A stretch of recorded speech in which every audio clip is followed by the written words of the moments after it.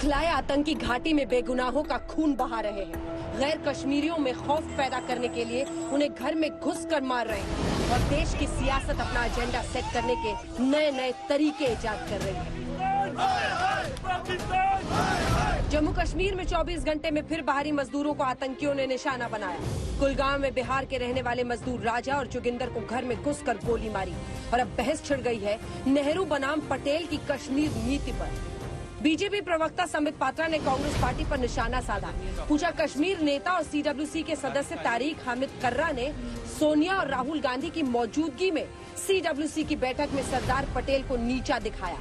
कहा वो जिन्ना से मिले हुए थे, कश्मीर पाकिस्तान को सौंपना चाहते थे, ये उनका अपमान है, कांग्रेस जवाब दे।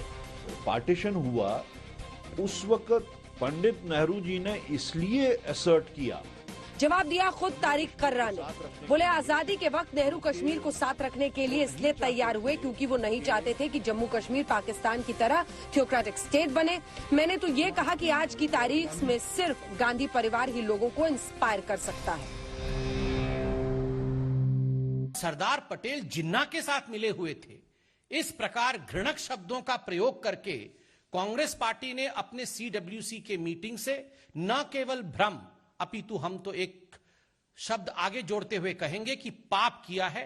उन्होंने कहा कि ये एक साधारण परिवार नहीं है, गांधी परिवार वह परिवार है जिसकी लेगेसी नेहरू जी से लेकर राहुल गांधी तक चली आ रही है और इस पूरे प्रकरण में सरदार पटेल को उन्होंने नीचा करके दिखाया। टोटली मिसरिप्रेजेंट करके फैक्ट को बाहर दिया है।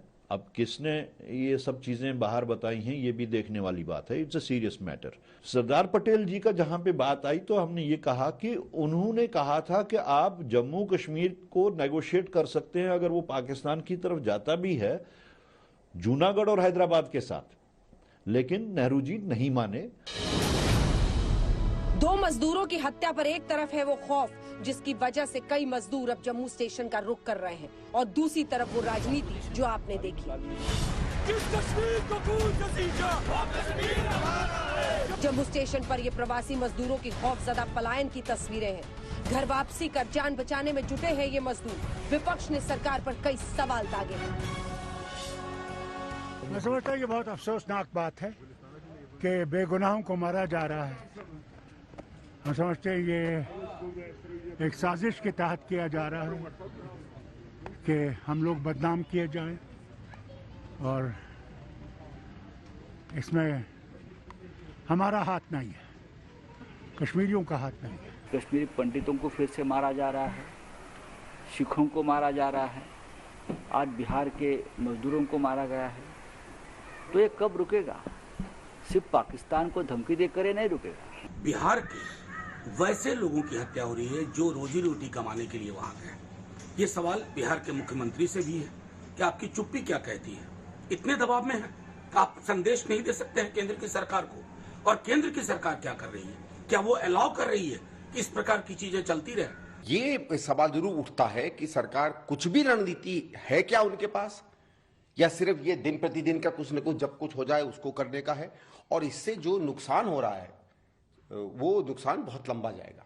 इस परिस्थिति में सरकार को इस परिस्थिति को अपने संज्ञान में लेकर एक रणनीति बनाने की जरूरत है, और ये कहना कि सब ठीक है और सब ठीक हो जाएगा उससे काम नहीं चलेगा।